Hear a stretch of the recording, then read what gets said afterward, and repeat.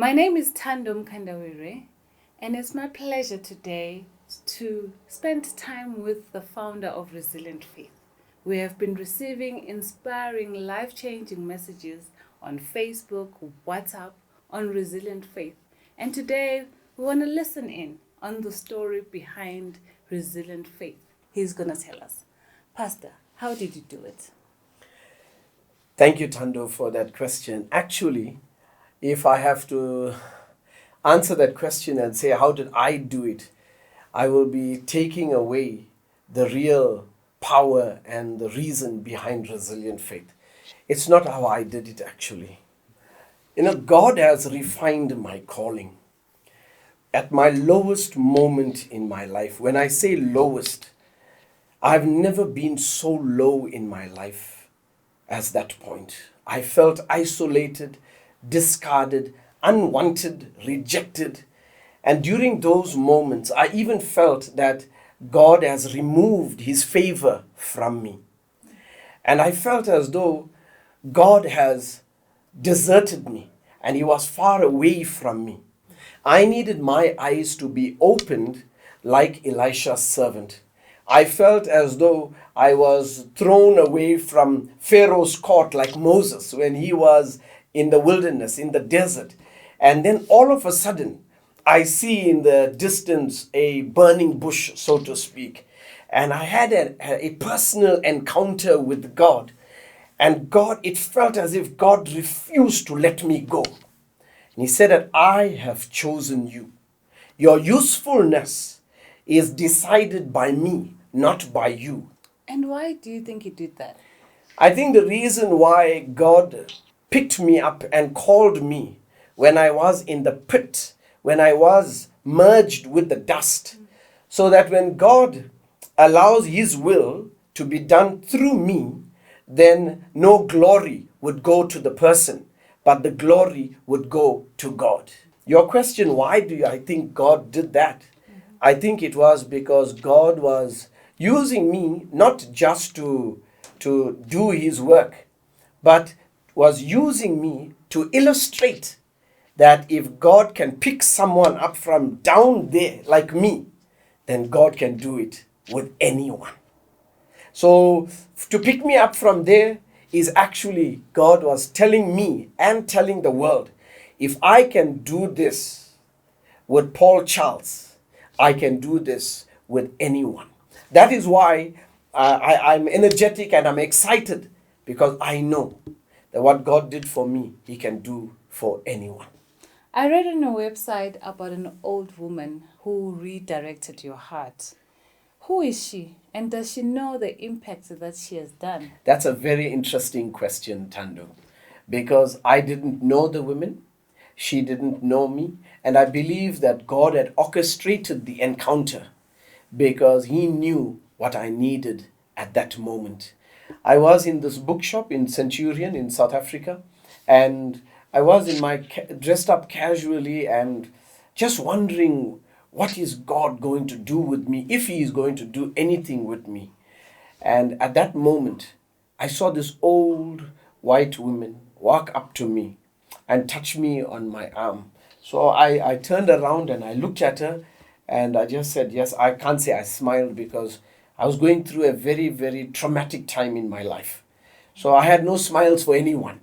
So I just turned to her and I said, yes. I didn't even greet her, which is not my usual self. And she looked at me, and now I'm short. So if she looked at me, that means she was very much shorter than me. And she said, you are a pastor, isn't it? I can see it in your face. I almost burst into tears. And she put her hand on my hand and she said, don't forget who you are. God has a great work for you to do. He's not finished with you. And then the woman left. That few seconds encounter with that woman shook me. And God used that woman to redirect my thoughts from self-pity and wondering and thinking that the whole world is against me, to realize that God was on my side. And I needed to reorient my mind and focus on His call over my life. From that moment, I decided I want to impact people's lives the way that woman impacted my life. I want to be a catalyst in their lives. I want to effect a change. I don't have to be part of their lives, but I want their lives to be changed simply because I've had an encounter with them. So it has been my joy, it has been my thrill from that moment to realize that God is with me. The Bible says, if God is for you, no one can be against you. The Bible also says, no weapon formed against you shall prevail for those who have the Lord on their side. It was as if the Lord had infused me with new life and new energy, and He allowed my faith to bounce back. And that is what resilience is all about, bouncing back. And I was amazed to think that the Lord would take time to remind me that still has a special plan for my life. So that woman had impacted my life in a phenomenal way. The sad part is that I have no idea who she is, and I don't know her name. I believe that she was an angel of the Lord, that the Lord had sent to share the one word with me that was needed to get me out of the dump and put my feet back on solid ground and have my eyes fixed back on Jesus, so that I can still be used by Him to build others and their faith. This woman had no pulpit, but she preached such a powerful sermon to you, isn't it? Actually, it was a life-changing sermon that was preached in just a few moments. And interestingly, Tando, God has moved the pulpit from the front of the church to the dead center of the world now. And that is where the gospel needs to be preached. That is where we need to realize people must be reached.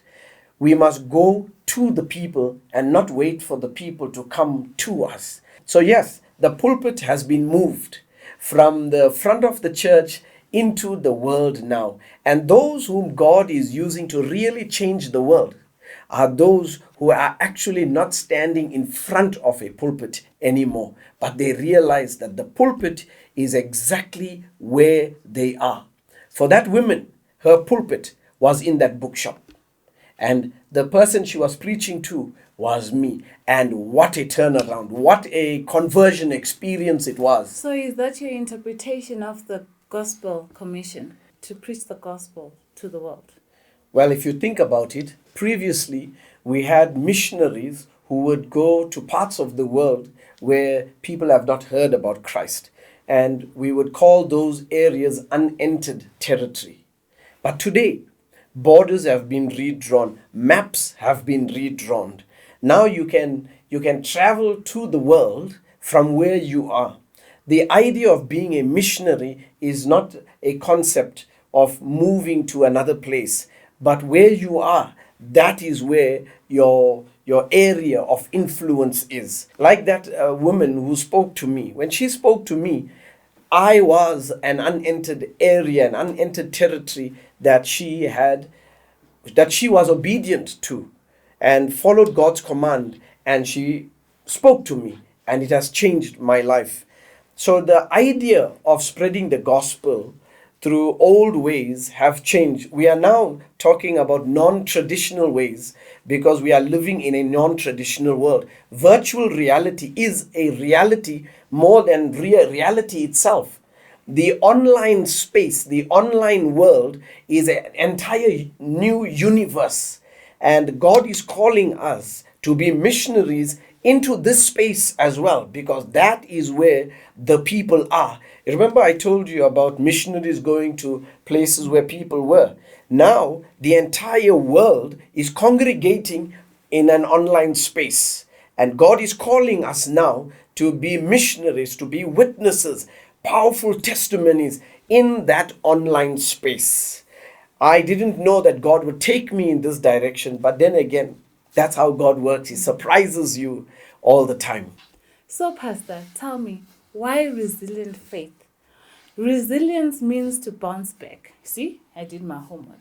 Why not unbreakable, unshakable? Why resilient faith?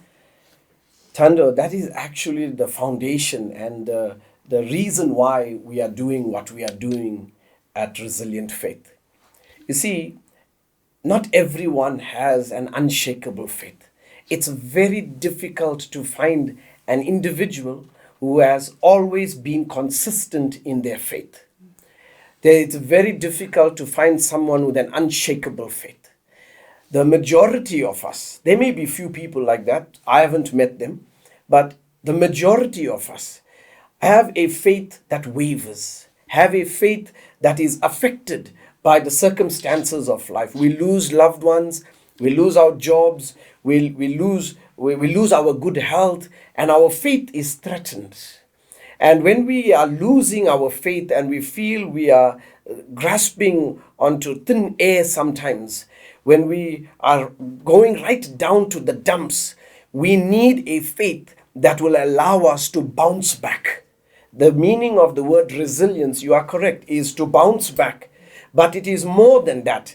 Resilience is not just the ability to bounce back. Resilience is to have the mindset that prepares you for all the calamities or whatever unforeseen circumstances might come our way. So when you pair the word resilience with faith, you need to have a faith that bounces back. And I don't have faith in my faith. I have faith in God who has gifted me with that resilient faith. So I've learned now that no matter what I go through in life, God is with me. I know that even if the whole world is against me, greater is He that is with me than he that is in the world. I know that if I lose everything, all right, God is able to provide. I know that when I feel powerless, God is omnipotent. He is powerful. I know that when I'm alone, I'm not really alone because God is omnipresent. He is with us. I know that when I feel as though I am lost in this world and I don't know what's going to happen, I know that God is omniscient. That means He knows all things. So my faith now is not in myself. My faith is not dependent on circumstances. My faith is anchored in God and who He is. But life is tough. Let's face it. Life is tough. Not everything works out the way that we plan. But we need to know that even though we are living in a changing world, we worship an unchanging God. A God who is constant, a God who is consistent. And if our faith is anchored in a God like this, then our faith will be able to withstand no matter what we go through in our lives. And that is a resilient faith. So those who are struggling in their faith, God has blessed us with a vision to give them a message of hope that God still wants you. You couldn't have sinned so much that God has rejected you. God still loves you. God still cares for you. That's our message as resilient faith. You can bounce back. For those who are thinking God has abandoned them, our message to them is God has made a commitment and a promise. I will never leave you nor forsake you. God has not moved anywhere. Maybe we have changed our minds and looking at other things, but God has not moved. So our faith now must be anchored not on circumstances, not on people, not on programs, but anchored only in Christ and in His Word. And when you have a faith like that, you will have a resilient faith. The messages from Resilient Faith are of very high quality. Do you mind telling us how much it costs to produce those videos? To produce high quality programs that meets the needs of people requires a whole team working behind the scenes. It is not humanly possible for one person to do this. I remember the time when I recorded my first series for Hope Channel. We were in a basement with no air conditioning, a small room, and yet we produced an entire series in recorded time. And over a period of time, the Lord has impressed upon me to learn new skills, to grow, not just physically, but mentally, and use my hands in order to come to where we are.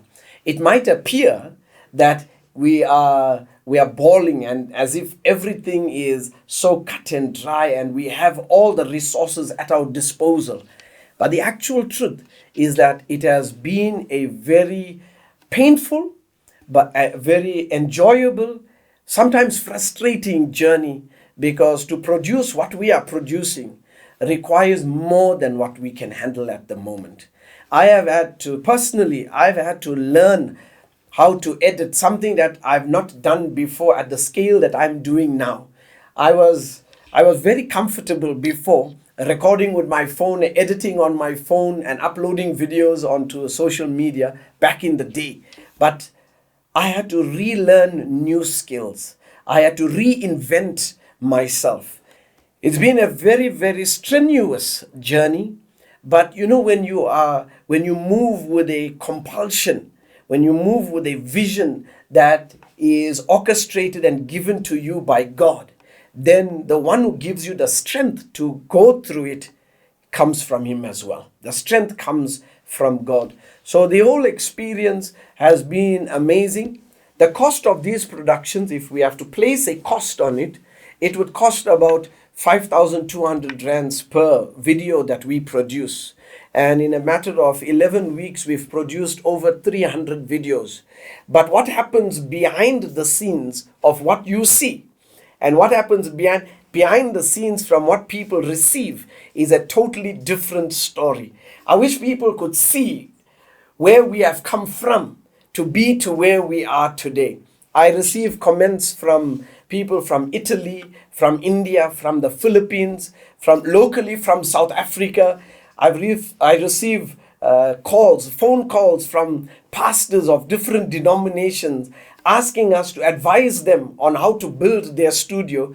Little do they know what we had to go through. So yes, it's been quite a journey. It's been, if I could use a word, it has been quite a struggle, but it has been an adventure at the same time. The one thing about struggle is that when you are in a struggle and you have to bounce back, you realize different things about yourself. And the Lord has allowed this experience to bring out different things from within me. There's something I have never imagined, that I would be so particular about audio, so particular about the quality of the video. I had no idea about all of these things before. So we had to learn it and we had to grow with it. So I've adopted the idea that progress is more powerful than perfection. Those who have been journeying with resilient faith, when they see from where we have come and to where we are now, it's practically humanly impossible. And that is why, for us, we want to give all praise, all glory, and honor to God. The secret of the success of resilient faith is very simple. The formula is threefold. God is behind it, God is in it, and God is leading us in front of us. And we are just following His lead and allowing Him to work His will in and through us. So we are not perfect. We are still growing in our faith. And while we are growing, we want to help others grow with us. And we want to grow with others. There you have it. The Resilient Faith YouTube channel is now available for you to subscribe. So hit that subscribe button and be blessed. Pastor, thank you so much. It's been a privilege of sharing this time with you.